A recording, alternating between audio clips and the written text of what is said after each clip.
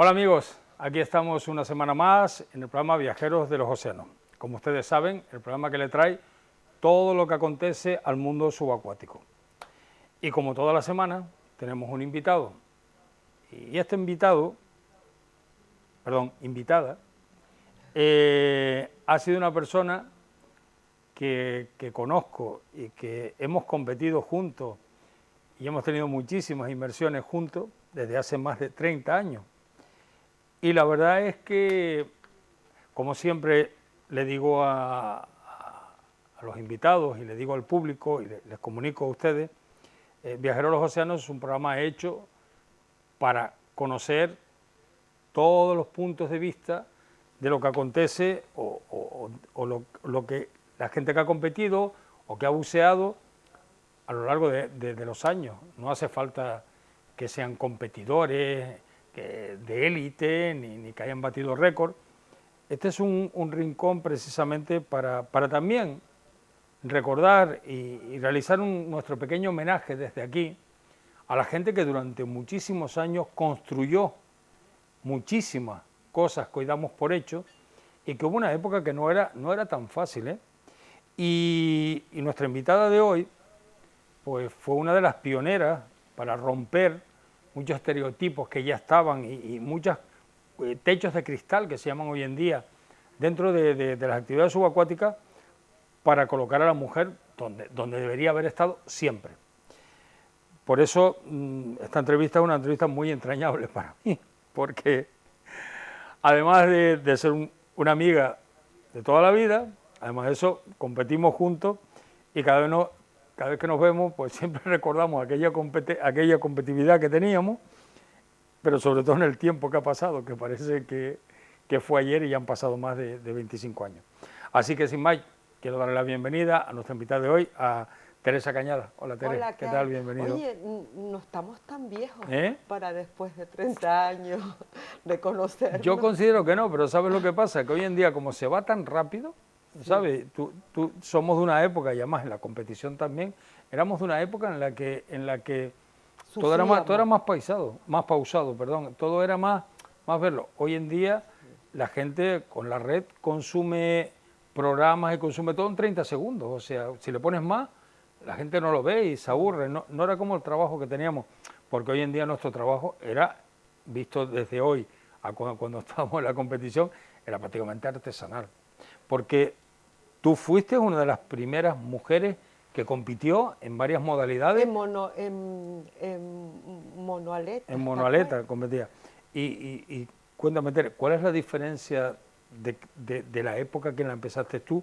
Porque te tocabas con muchísimos problemas, porque no problemas que te lo impidieran, pero sí que... A mí lo que más me fascinaba era el programa, lo difícil que era para ti, porque claro, eran cortos de 10 minutos, como una película, y entonces tenías, bueno, a mí me fascinaba tu imaginación, yo parece que te estoy entrevistando a ti, porque ya el Campeonato de Canarias ya estaba organizando la creación para el Campeonato de España, tenías una facilidad que ahora me dicen a mí, bueno, tienes que hacer una historia como una película, para un programa de vídeo de 10 minutos, pues, no sé, no me imagino nada, y bueno, sacaba mil ideas, mil historias. Pero a mí lo que sí me llamó la atención de ti es que tú llegaste como subcampeona de pesca.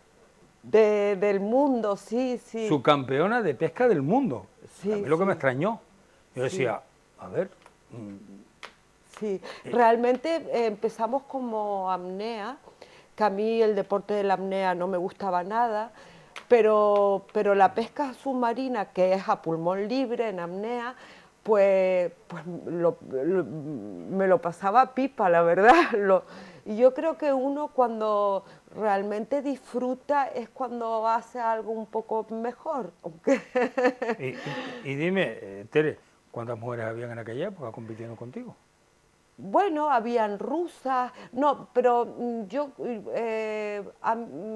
me fue muy favorable porque fue en Sines, en Portugal, y la climatología es muy parecida a la de Tenerife, había, bueno, fuerza 7, unas olas de 4 metros, y entonces ganó la chilena, que era una chica pediatra, que siempre ganaba, era increíble, era buenísima, no había quien la superara. Y bueno, claro, las pobres rusas o las de Francia que navegan, que pescaban en lagos, pues la verdad, allí para ellas fue muy difícil. O las de Hawái, que también tienen un mar muy calma, ¿no? Y entonces a la chilena, a mí y a bastantes personas, bastantes competidoras más, pues nos benefició el tiempo. Pero, ¿qué fue lo que te motivó a ti para empezar con la apnea, luego con la pesca? O sea, ¿qué te llamaba a ti? Porque sentías Lo de la pesca submarina, ahora no soy capaz de matar ni una hormiga. Sí, pero bueno, no te preocupes porque eso nos pasa a todos. O sea, todos hemos pasado por la etapa de la pesca.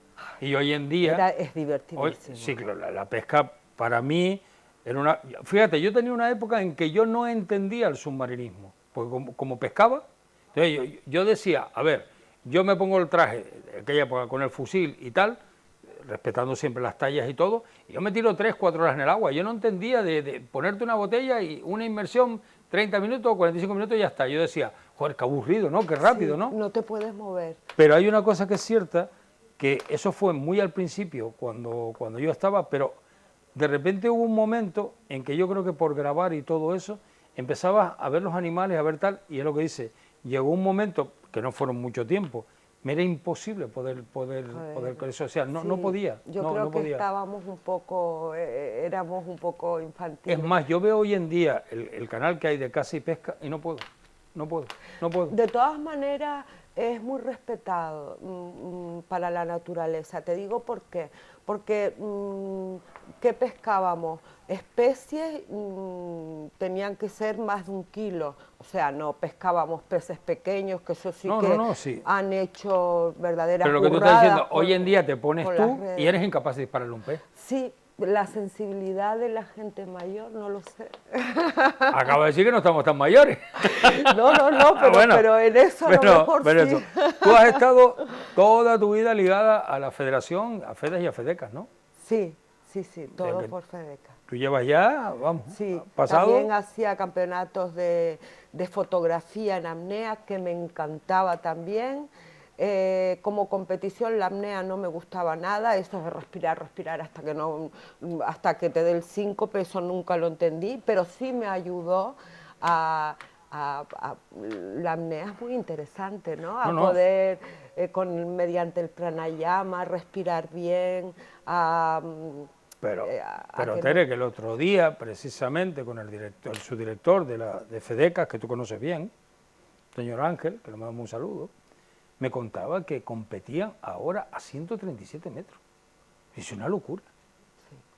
Sí. Yo, de verdad... Yo no bajé nunca de 40 y cuando lo digo a la gente dice, alucina, dice, madre, ¿cuánto? Digo, ¿cuánto si ahora están a 143? O sea, yo de todas maneras se lo comentaba a Ángel, le decía, pero ¿en serio 137 metros? Le digo, es que para mí me parece ya... Hoy en día entrenan a 40 metros, a 50 metros, entrenan. Sí. O sea, para calentar, entrenan a 40 o 50 metros. Dices tú, a ver, para mí, dentro de toda lo que nos podemos encontrar de competición en el agua, yo creo que la apnea es digamos, la que más, para mí, más dificultad tiene. Sí. Porque es que ya no hablamos de bajar a 20, 30, 40, hablamos de que pasan de 100. Sí, o sea, dices tú, a ver, el peligro para mí es mucho mérito. La gente que baja y los que incluso tienen que estar asistiéndolos allí, porque vamos, me parece una profundidad terrible. Porque por lo menos, por ejemplo, hacías pesca y te distraes buscando los peces y haciendo la espera o lo que sea, pero es que la pura y dura deporte, la apnea, es terrorífica, ¿verdad? Tere, y recuerdas en que hoy en día... A ver, hoy en día está más normalizado. También te digo, para los que lo practicamos, para mucha gente de fuera, que diga, no, es que yo compito en el campeonato de España de apnea. Una chica, choca un poco. Yo me imagino tú hace 30 años. O sea, ¿recuerdas cómo era eso? O la gente, hombre, llamativo tenía que ser. No, lo que sí me doy cuenta de que me desvalorizaba mucho, yo decía, "Ah, la verdad, qué tontería esto de en los campeonatos de pesca, que son 6 horas, estás más dentro del agua que fuera, ¿no? Haciendo apnea. Y claro, te deshidratas a las 6 horas y tienes que tener un físico fuerte. Yo ahora me doy cuenta, yo decía, claro, para mí era tan divertido que no le daba importancia y digo, la verdad, qué mérito, ¿no? El estar 6 horas ahí más abajo que fuera. Pero era eso, o sea, no se daba la importancia que realmente tenía. O sea, la gente como, bien, no. Y era un esfuerzo por parte de... Claro, por parte ahora hay otros métodos Sí. que puedes bajar mejor y calma. Del pasado, ¿qué es lo que, si hoy pudieras volver atrás y competir, qué te quedarías con el pasado y qué te quedas con lo que hay hoy para la Bueno, competición? ahora hay unos métodos mucho más eficaces por medio del pranayama, compensas, hay unos métodos de compensación que no es mansalva, sino hay otros y por eso bajan tanto, porque pueden compensar mejor. De todas maneras, yo tuve 6 derrames en el tímpano de las burradas que hacíamos. Es que no, estaba todo muy verde, ahora ya está todo más... Pero no tienes a veces la sensación de que, o a lo mejor era que nosotros que empezamos, que era como había una parte romántica que hoy en día yo lo veo demasiado competición, demasiado frío, demasiado calculado. Porque lo que tú dices, nosotros a lo mejor como empezamos una modalidad, pues era como había una parte más romántica. Tú eras muy creativo y tenías una imaginación increíble, cosa de que eso hay pocas personas en el mundo. Pero sí, lo hacíamos lo pasábamos muy bien, era muy divertido. Es que por eso te digo que era esa parte, porque yo recuerdo en los hilos cuando fuimos al campeonato, que era una parte que hoy yo no veo. Hoy lo que yo veo, por ejemplo, es que la gente va a competir y sale a la adición, a no sé qué, no sé cuánto. ¿Te acuerdas? Nosotros íbamos... Nosotros salíamos, ¿tiene qué tal? Sí, ya editaremos. A ver, las normas no eran iguales, pero había como un sentido de vamos porque lo vamos a pasar bien, ¿sabes? Sí. Da igual que ganemos o no, Sí. da igual. Sí. Pero hoy en día hay como una competitividad, o sea, Sí, tan horrible, feroz, qué feo, que dices ¿verdad? tú... Qué feo para una persona que compite, porque nosotros lo pasábamos muy bien y no teníamos aspiraciones de nada, aunque luego fuimos primeros de España de vídeo, ¿verdad? O sea, sí, fuimos campeones de España por equipo y la Comunidad Canaria quedó primera. Pero te quiero decir que incluso veías eso, o sea, que la gente no estaba tan... Porque lo hacíamos porque teníamos mucha, como dices tú, romanticismo, mucha afición, muchas ganas de divertirnos, no teníamos presiones de ningún tipo.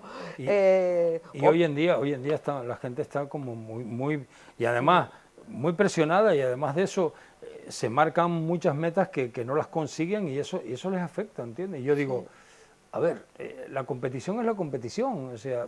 Y no lo entiendo porque además no es el fútbol que te puedes hacer millonaria, aquí no hay ni un duro, por lo cual, como no te patrocine alguien que te dé material que nosotros teníamos de usar... Recuérdate, había muchísima gente que estaba con nosotros y es lo que yo digo a la larga quedamos 2, no hay más de aquella época. A ver, que nos dediquemos a esta profesión que yo sepa. No sé si hay alguno de la época que continúa, yo creo que no. Pero ya yo hablo en plan profesional, como tengo hoy en día, como tengo con mi equipo, el plato de televisión, hago un programa aquí, hago un programa de documentales y vivo de esto. O sea, mi profesión es esta. Pero yo recuerdo el caldo de cultivo que había cuando íbamos a la competición, que habían 16, 18 equipos de vídeo, era una locura, porque había una afición terrible. Pero lo que tú Y dices... no había ningún profesional. Tú te hiciste profesional después. Claro, es que como todo. Y era difícil, porque los programas ahora creo que son más fáciles. A ver, es que Pero eso es otra cosa. antes yo decía, madre mía, con la voz en off, cómo encajarla en la película, con la música, combinarlo. Es que hoy en día, un portátil potente es una sala de edición. Pero en aquella época, ¿te acuerdas? O sea, en aquella época tenía... Luego las cámaras, que afortunadamente han pasado de esto a esto. Y con 3 veces o 4 veces más calidad. Eso te facilita mucho, es cierto que te facilita mucho. Pero hay una cosa que está clara, o sea, la voluntad, el ingenio y todo lo tienes que llevar. Sí. Pero yo te vuelvo a decir, o sea, ¿tú qué le dirías o qué consejo darías a las generaciones de hoy en día de esto? Ay, que lo hagan, que hagan lo que les gusta, lo que les divierte, lo que lo pase bien, que no vayan con ganas de nada más, porque las presiones luego resultan te pasan que es una puñalada te pasan en la factura. Y nosotros íbamos a pasarlo bien y lo pasábamos muy bien, nos divertíamos, mucho, eso está claro. pero mucho y bueno, yo creo que hay que ir así, ¿no? Yo también, yo soy de la opinión de que... y había muchos profesionales en aquella época, sí, y tú competías y ganabas, Sí. o sea que estaba visto de que tu especialidad yo ya sé para esto. estaba muy... ¿Y qué echas de menos, Tere? ¿Qué echas de menos de aquella época? ¿O qué echas de menos en general? O sea, ¿qué dices tú? Uf. Ay, porque, pues, ¿qué digo yo? Que ahora no tengo la capacidad física de hacer lo que hacía. Hombre, eso empezando que la capacidad física siempre se va mermando con los años. 6 horas ahí. Se va mermando. Pero, ¿sigues teniendo la ilusión por sumergirte, por ir a la playa? Yo todos los días, además está comprobado científicamente que el mar te crea unas endorfinas, y yo todos los días me voy al mar a ver los peces, bueno, duermo mejor, me encuentro mejor, yo creo que a todo el mundo le pasa. Ese cuento con el mar. ¿Crees que debíamos, ya que estamos hablando de esto, vamos a hacer una competición para mayores de 50 años? Oye, ¿verdad? Bueno, pero tú no puedes, porque tú ya eres profesional y ganarías. Ahí está, se me acaba de ocurrir la idea y ya me la acabas de fastidiar. Ahora ya o sea, no sino con la idea ya me dejan fuera. Pues eso no vale, ¿entiendes? Yo también quiero, o sea, claro, porque es lo que tú dices. Yo muchas veces, cuando, por ejemplo, con los brothers, con muchos chicos compañeros que conozco, que están ahora en auge en el vídeo y tal, a veces me dicen ellos, oye, pero preséntate y tal, y yo dije, es que no por nada, sino porque, a ver, el conocimiento, los medios que tengo y todo, no creo que sea justo que me presente a competir, o sea, aparte tampoco tengo esa motivación ya, porque, a ver, ahora te dedicas a ganar dinero y hacer los documentales. Ojalá, ahora me dedico a eso, espérate, sí, lo que dice, y a tener este plató donde le doy una respuesta, le doy voz a mucha gente que ha trabajado, que ha luchado, que ha dado voz. Por ejemplo, tú fuiste una de las pioneras que le puso voz a la mujer en la competición, ¿entiendes? Y como dices tú, todo voluntariamente, sin cobrar nada y sin recibir nada a cambio. Al revés, qué Entonces, caro no ¿lo volverías a hacer? Claro que sí, lo pasaba pipa. A ver, intento por un momento buscarle algo de sacrificio y tal, pero con ella es posible, como se lo pasaba también, pues le da igual estar 15 horas en el agua, más como disfrutaba, pero es cierto. Otra cosa, tú dices los avances de hoy en día para la técnica y tal, ¿y el material? Pero el material era caro, ¿eh? Ya, pero es que esa es otra, a lo mejor cuando ustedes crean o piensen que estamos hablando de un patrocinio, no vayan ustedes a pensar que era un patrocinio, porque ¿qué te daban? ¿Equipo? Equipo nada más, pero bueno, ya un traje en aquella época costaba 50.000 pesetas, era caro, ¿eh? Pues imagínense, sí. Y unas aletas de carbono y tal cuestan 400 euros de fibra de carbono. O sea, el material no es nada barato y bueno, y las máquinas esas que tú llevabas, Wow. pobre.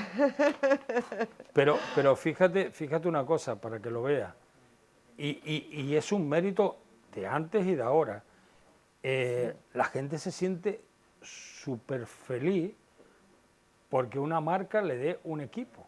Dices tú, macho, las horas Con que el dedicas, esfuerzo. el tiempo que, o sea, las horas, el trabajo, lo que te quitas de tu familia, porque mucha gente se lo quita.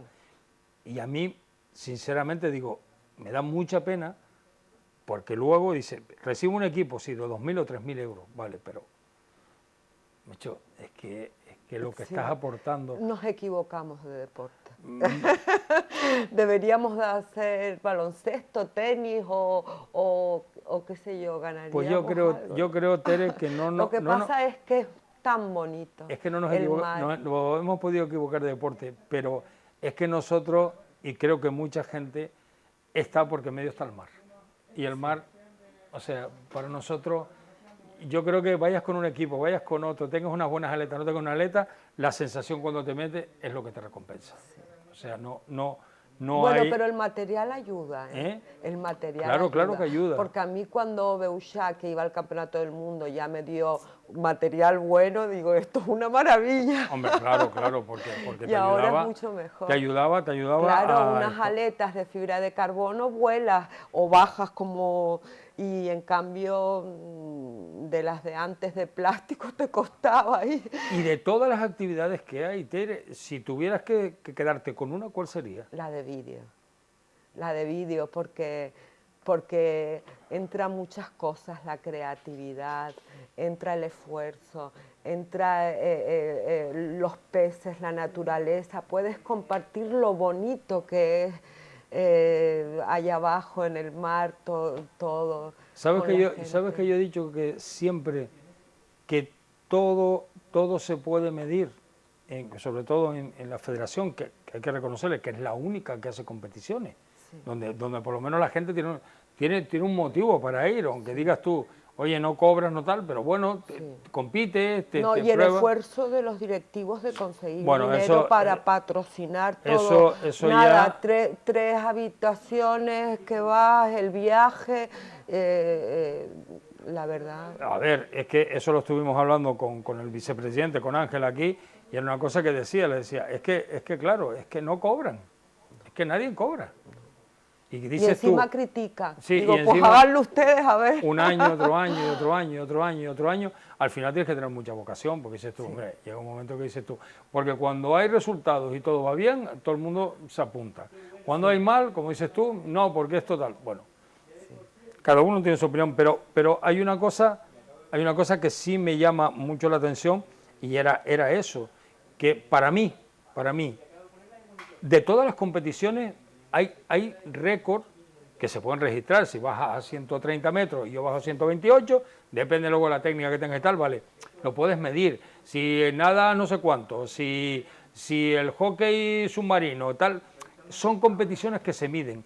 Pero yo creo que la fotografía y el vídeo lleva implícito una parte artística que yo creo que no entra dentro de la competición. Porque Claro. ¿cómo mides tú eso?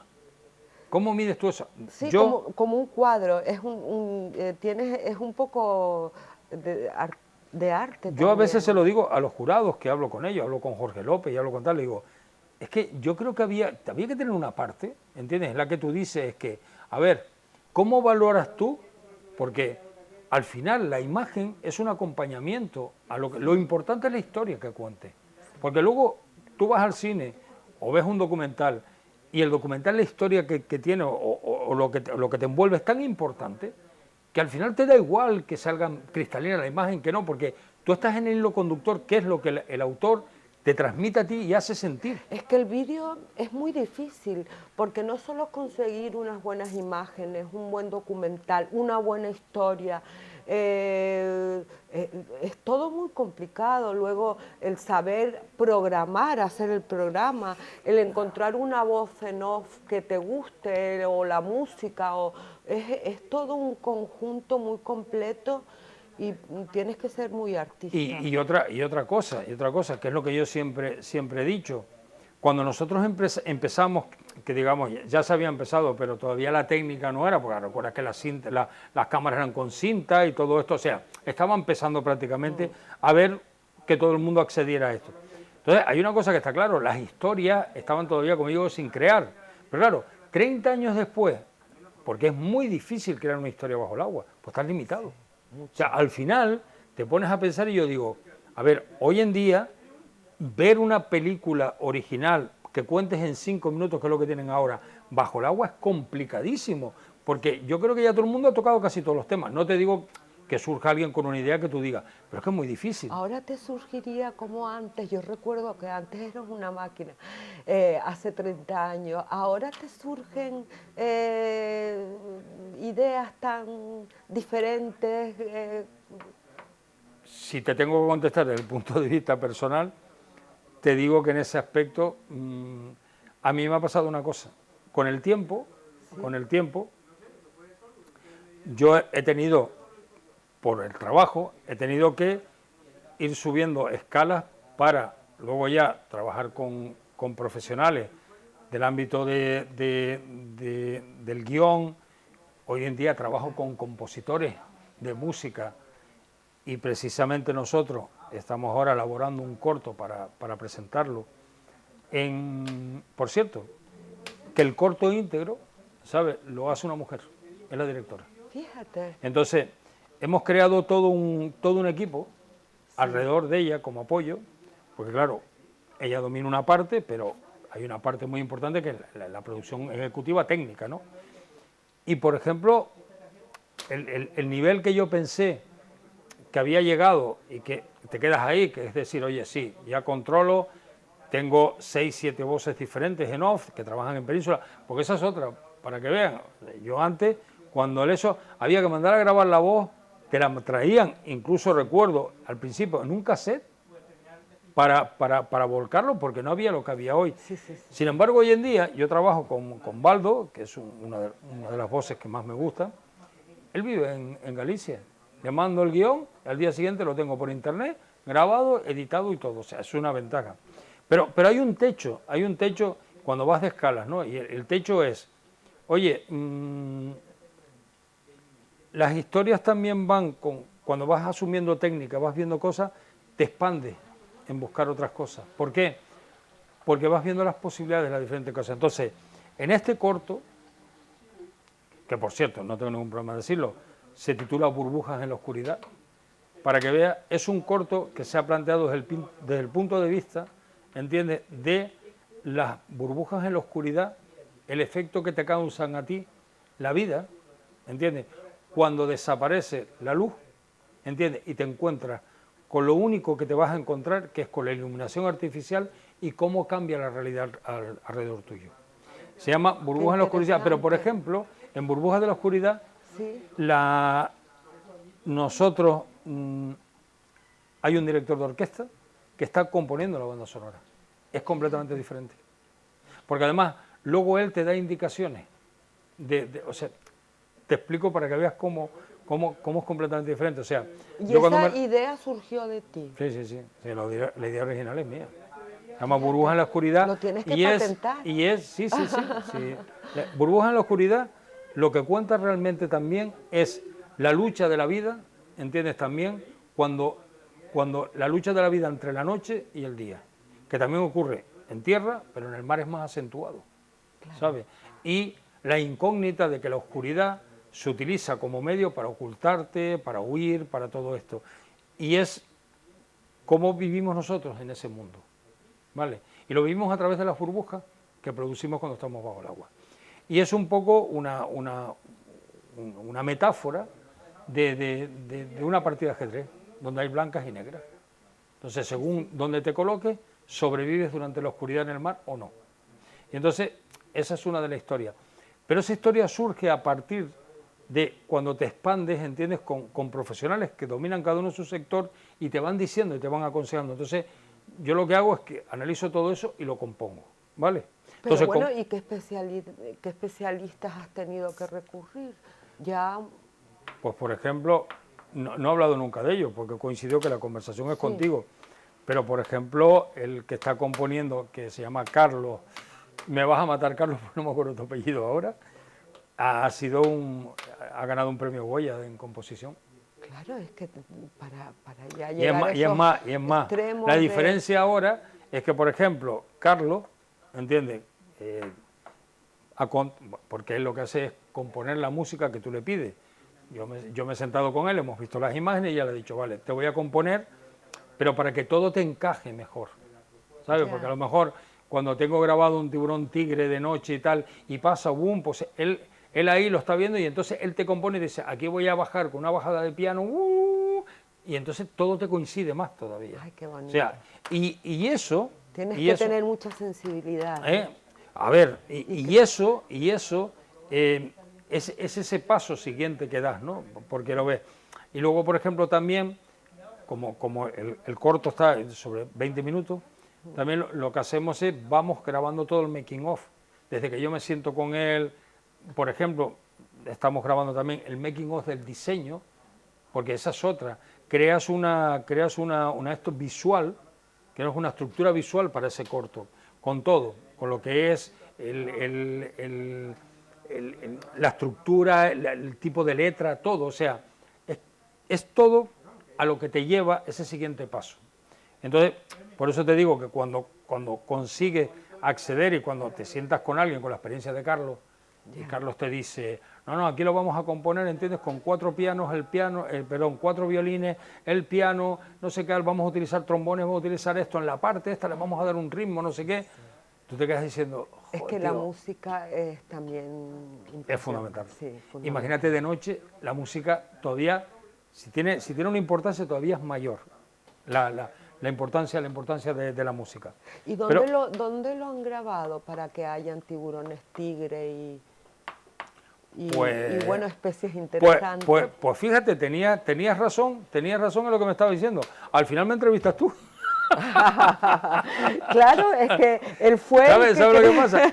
Yo nunca hablo de lo que hago ni nada, o sea, porque ahora nos conocemos y tenemos esto. Pues mira, para que te hagas una idea, las localizaciones es otra de las cosas más importantes y te la da también la técnica y el poder trabajar, ¿entiendes?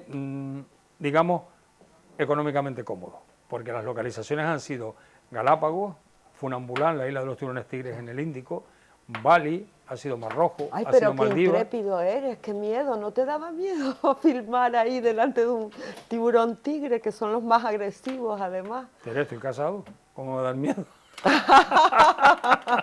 Ya estás a prueba de bomba. A ver, todo eso es un mito también, te digo, o sea, fíjate, lo curioso de Funambulán, que le llaman la isla de los tiburones, tigres, ¿por qué? Porque no es un atolón, es una isla volcánica, es la última isla habitada del sur de las Maldivas, en el Índico.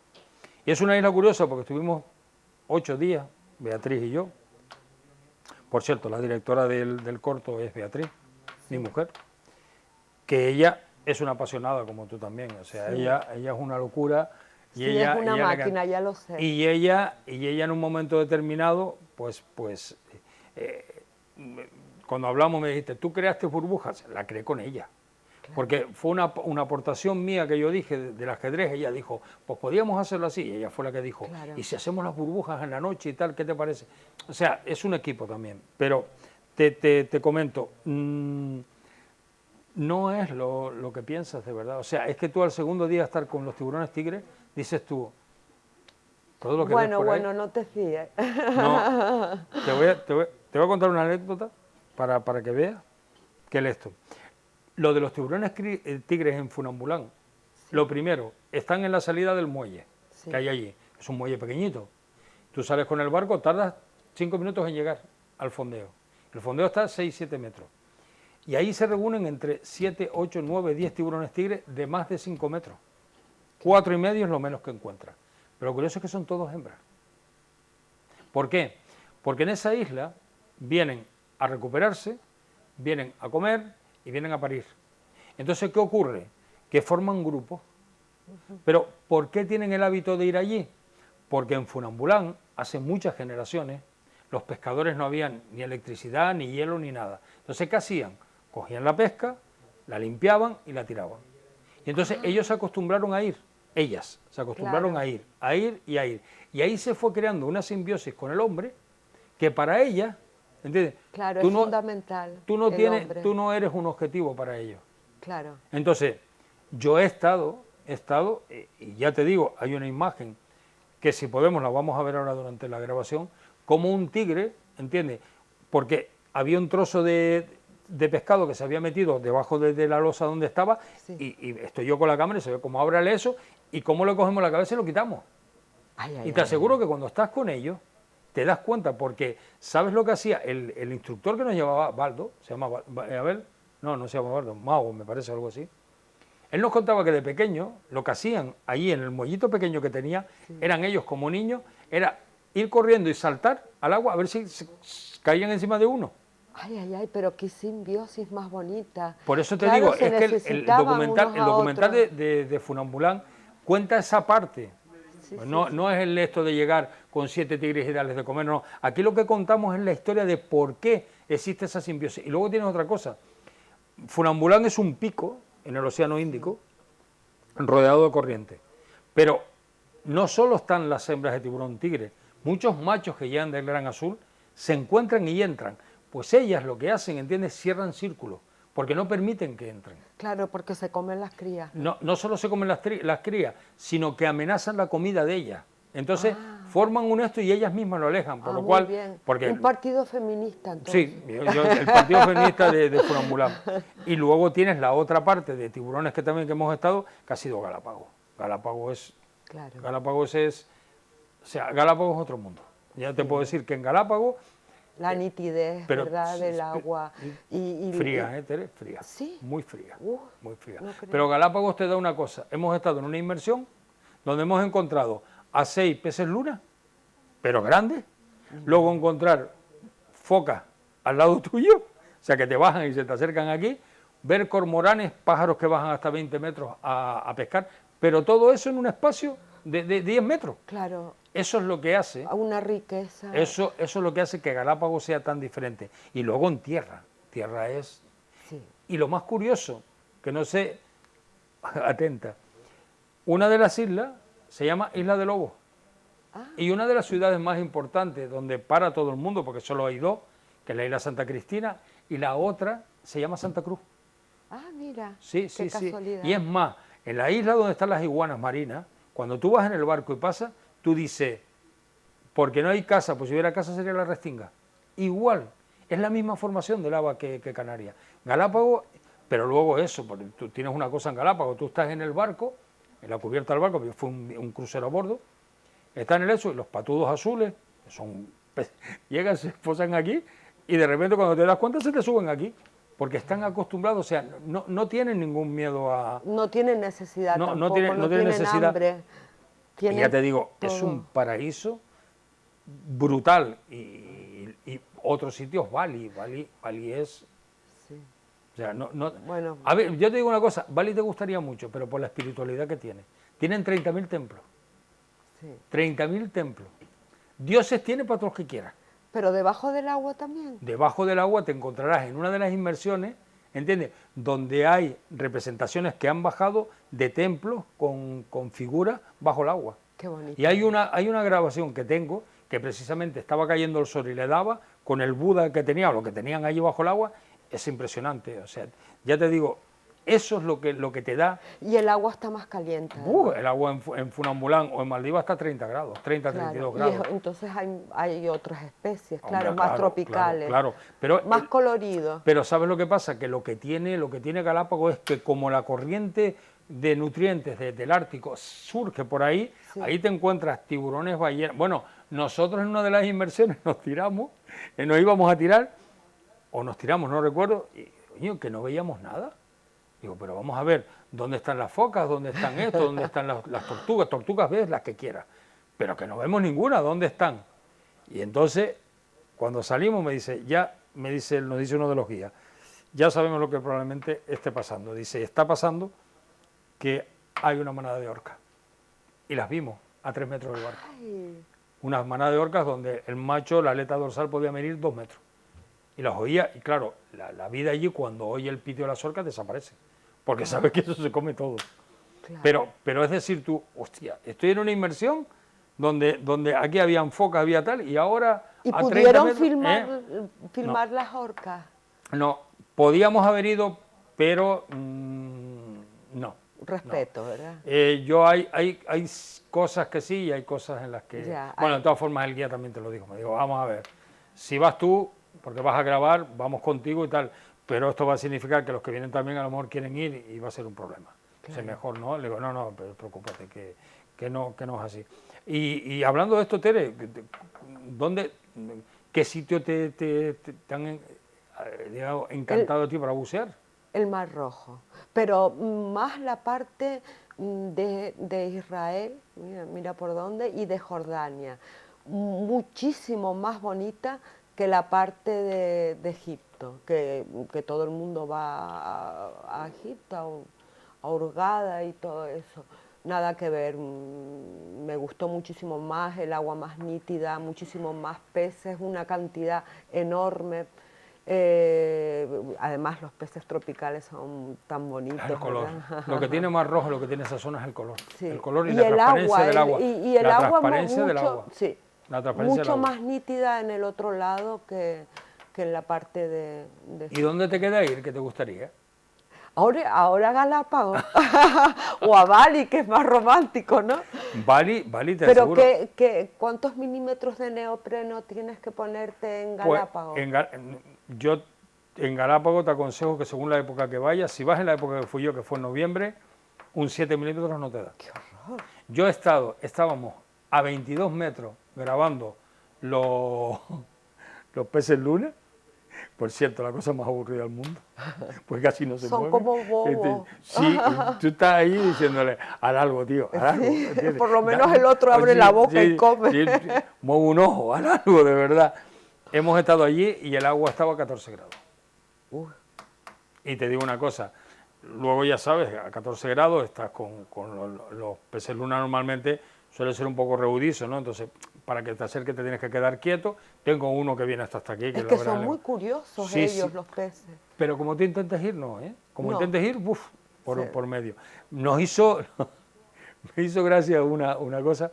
Apareció una manta diablo, como esta, en medio de esa inmersión, y las focas que habían, ¿sabes? Sí. Se pusieron a jugar con ella, le amargaron la vida. Sí. O sea, se subían encima de ella, además la tengo yo grabada al contrario, y se subían encima de ella, llegaban, le mordían el rabo y tal, hasta que el diablo hizo así y desapareció, porque son una cosa que te dicen, deja que se te acerquen. De hecho, recuerdo que estaba en la inmersión, y el macho estaba aquí, y lo tenía aquí, y te dicen, no lo toques, porque ojo, depende cómo lo cojas. Si los coges muy bien, si son cachorritos y tal, vale, pero como intentes tocar uno grande, a lo mejor no le gusta. Pero un león marino en el agua impresiona, sobre todo cuando tiene una agilidad brutal. Fíjate. Yo a cualquiera le recomiendo Galápagos, pero en que vayan a Santa Cruz, y de Santa Cruz, que hay varios clubes, que te saquen. Ahora te digo, el espectáculo es que te puedes encontrar con 20... mantas diablo, te puedes encontrar tiburones. Impresiona mucho. Yo una vez estaba pescando y las mantas, y luego veo que del sol hay una sombra y miro para arriba y había una manta enorme, me impresionó. Incluso cogí miedo, más que... En la inmersión de Darwin en Galápagos, tú puedes estar sentado y miras para arriba y ves 200 tiburones martillos dando vueltas. Dices tú, hostia. Dices tú. Impresiona. Pero ahí se demuestra que los animales no. No, bueno, porque ahí se ha creado esa simbiosis, pero normalmente si tienen hambre, mira las orcas. Pero no te atacan a ti. O sea, si tienen hambre, atacarán a las especies, tortugas y tal, pero a los humanos no los atacan. No es así. Bueno, entonces, yo recuerdo en La Gomera, en hacer una pescada importante y de repente sentir un tirón, y era un tiburón que me había comido bueno, no te imaginabas, volaba encima del agua yo. Sí. Pero mira, te digo una cosa, que eso es lo que demuestra. O sea, atacó al pez que habías cogido, no te ataca, tío, o sea, es muy raro. Pero sí te digo una cosa, en el momento que dices tú, vale, los tiburones tal, pero verte cuando fondeas con la barca, ¿entiendes? Y de repente ves al lado y ves aletas, aletas, aletas, aletas, en el momento que dices, me tengo que tirar, dices tú, oye, ya eso impone. y ya te digo, y bueno, Tere, y ahora disfrutas del mar, disfrutas de ahora esto. todos los días nado para mí es, vamos, como comer, una supervivencia para sentirme bien. De todas maneras tenemos que hacerlo de 50 años. Eso estaría bien, Claro. ¿verdad? Pues mira, tú que Yo tienes... ya tengo 64, o sea, soy mucho mayor que tú. Pero mira, estaría tengo bien. 63, Tere. Ah, bueno, entonces lo pondríamos el campeonato a partir de los 60. Y nos, Más mérito. y nos presentamos nosotros para ganar. Aunque como siempre Bueno, hemos quedado... lo pasábamos bien. Pero nos ponemos nosotros, seguro que nos presentamos tú y yo ahora con al campeonato de más de 60, solos y quedamos segundos, pues siempre quedamos segundos. Oye, eso de ser segundones. Al final yo le he cogido cariño y todo al 2. Digo, pues mira, me voy. Bueno, si es del mundo estaría bien. Hombre, claro. Pues Tere, aunque te parezca mentira, creo que vamos por 45 minutos ya. Bueno, pues la verdad que se ha pasado rápido. rápido. Te digo que, es que ha sido muy interesante lo que has dicho. Pues te digo.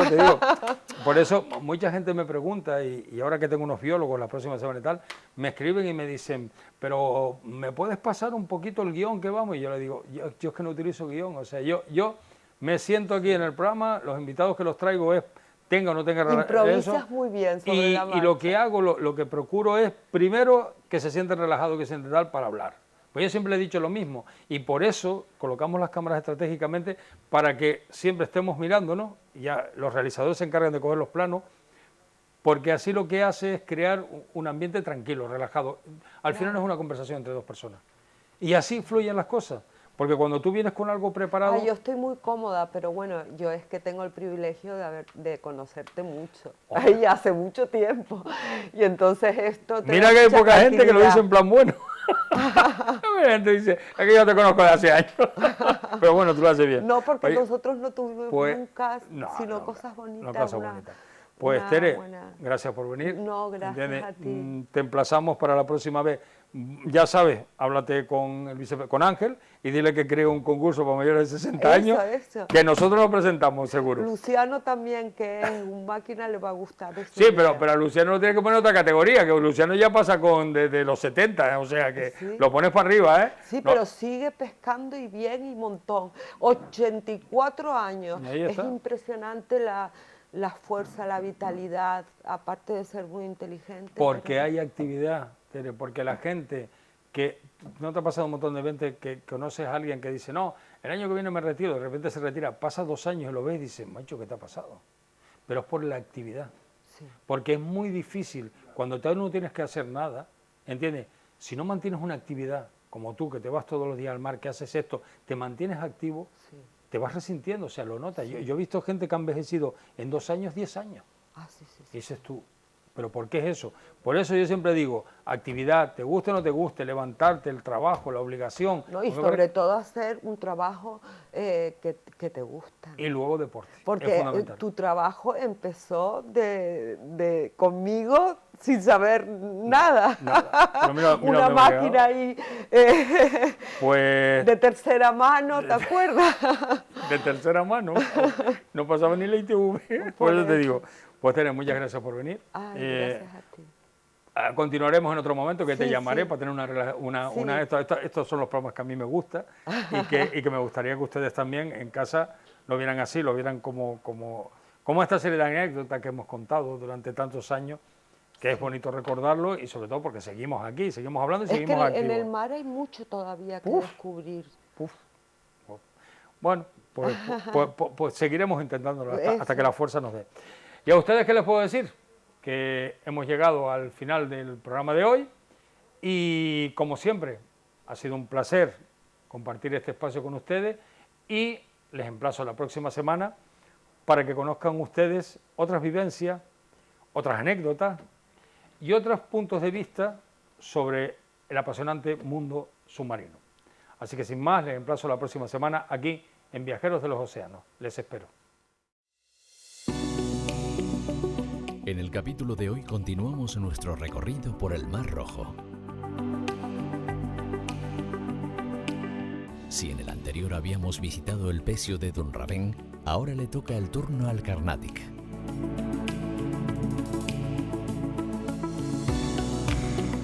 La preparación se suele realizar durante el desplazamiento. Se preparan los equipos y se realiza el briefing correspondiente. Una vez llegado a nuestro destino, los instructores dividen a los submarinistas en grupos que son distribuidos en las Zodiacs que nos llevarán hasta el Pecio.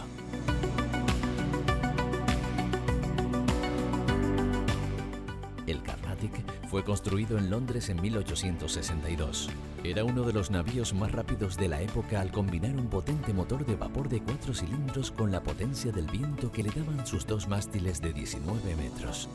En 1869, durante su última travesía, por una desviación de 5 grados en el rumbo establecido, chocó con un arrecife y tras 36 horas en alta mar se hundió. Llegamos al punto de inmersión y comenzamos el descenso por nuestro cabo guía. El Carnatic lleva 156 años sumergido. Esto ha propiciado que los restos del barco estén colonizados por una gran cantidad de corales.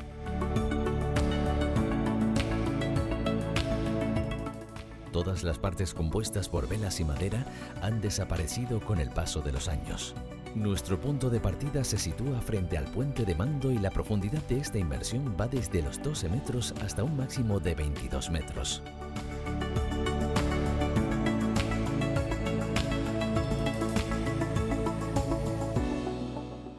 El barco al hundirse se partió en 2, quedando la popa y la proa separadas en cada una de ellas. Hoy en día podemos encontrar pasadizos donde podremos hallar muchísimas especies. Recorremos el pasadizo de proa. Como podemos observar, en el lado derecho, donde llega la luz del sol, se encuentra poblado por una gran cantidad de corales blandos y duros.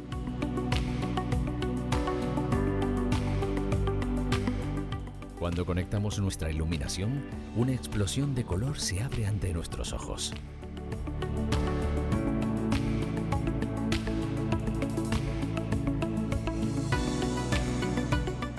Estas estructuras sirven de refugio a muchas especies, como este cardumen de peces conocidos como barrenderos de Vanikoro.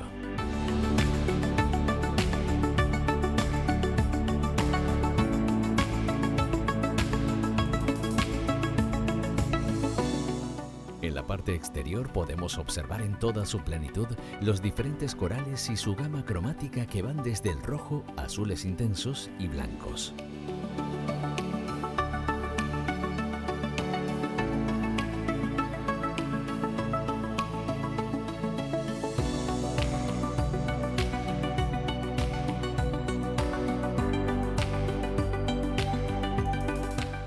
En la parte superior podemos destacar también una inmensa colonia del denominado coral de fuego.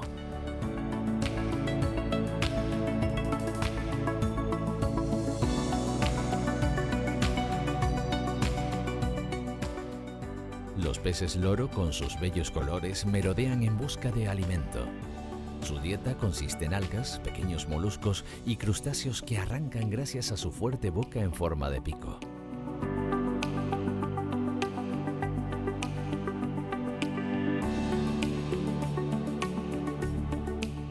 Bajo una cornisa vemos a un pez erizo moteado de aspecto bonachón que genera una gran simpatía entre los submarinistas. Destacan por sus grandes ojos y por aumentar su tamaño hinchándose cuando se sienten amenazados. Es una especie muy tímida y suele rehuir el contacto con los buceadores. El mero coralino leopardo es otro de los depredadores que recorre las estructuras del barco en busca de presas. Llama la atención su color rojo y sus motas de color azul.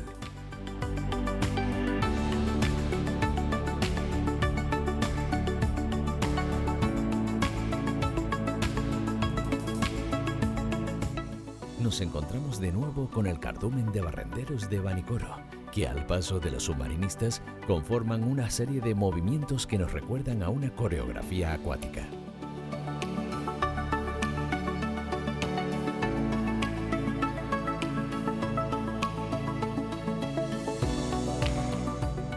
Salimos salimos del pasadizo para comenzar nuestro regreso. En el trayecto nos encontramos con un enorme nudibranquio. Su nombre significa con las branquias al desnudo y nos llaman la atención sus colores llamativos que nos advierten de su toxicidad.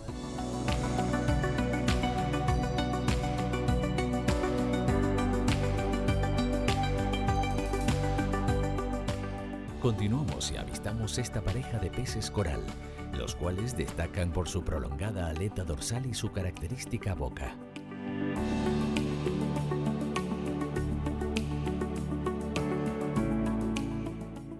Por último, vemos una pareja de peces payaso refugiados en una anémona. Aquí podemos apreciar una de las muchas simbiosis que se dan en el océano. Por un lado, la anémona da refugio al pez payaso, ya que es inmune a su picadura, mientras que estos oxigenan y limpian la anémona.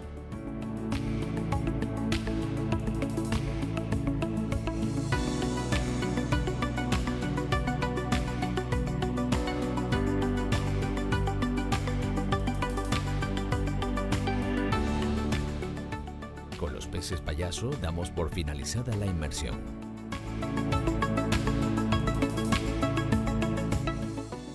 Casi desde la superficie damos una última mirada a este magnífico pecio. Sin duda alguna, el Carnatic es una de las inmersiones que no nos defraudarán durante nuestra visita al Mar Rojo.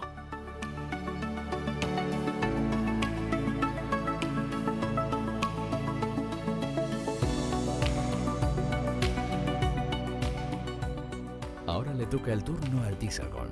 Es quizá el más célebre, representando por excelencia los pecios del Mar Rojo. Su naufragio ocurrió en 1941 durante la Segunda Guerra Mundial y es uno de los mejor conservados. Se encuentra en una extraña posición como de pie sobre el lecho marino, situado a una profundidad de entre 10 y 32 metros. Dieselgorn transportaba sobre todo armamento, municiones y vehículos en la época para el ejército británico, que en ese momento luchaba en el norte de África contra las fuerzas alemanas del Afrika Korps.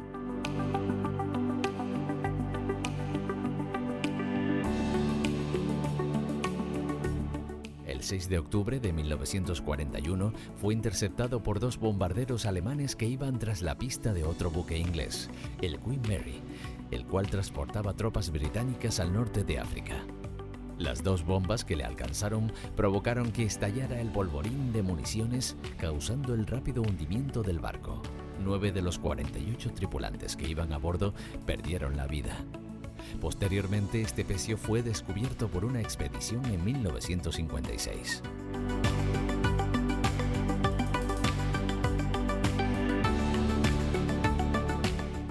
La imagen del hierro retorcido formando esculturas abstractas nos recuerdan la intensidad de la explosión que sacudió al barco durante el bombardeo.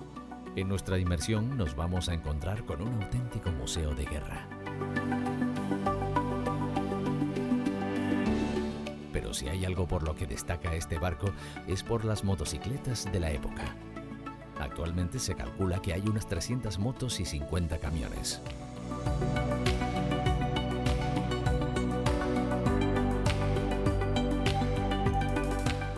Como curiosidad, nos llama la atención que a pesar de llevar más de 80 años sumergido, ningún coral se ha adherido a los neumáticos de las motocicletas.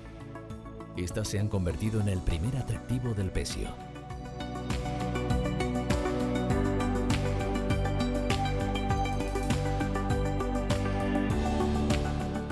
En el compartimento conjunto se encuentran los camiones, los cuales también se conservan en buen estado.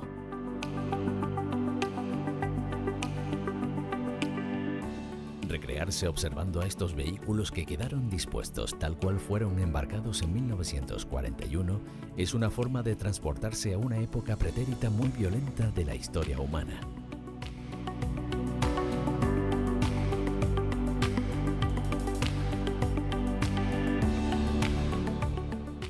En el exterior se encuentra uno de los vagones del ferrocarril que estaba destinado a transportar material de construcción de trincheras.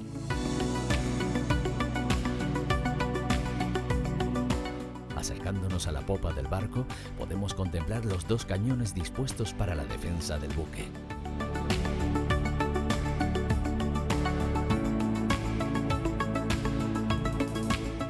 Hoy en día este arma de destrucción sirve para dar cobijo a diferentes tipos de corales y crustáceos. También vemos algunas especies habituales de estos fondos, como el pez león.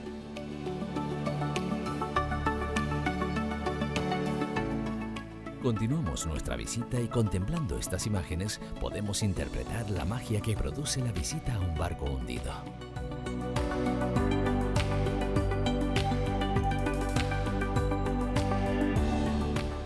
Este silencioso cadáver de metal, a pesar del efecto de las algas y otros organismos, nos ayuda a replantearnos la sinrazón de las guerras.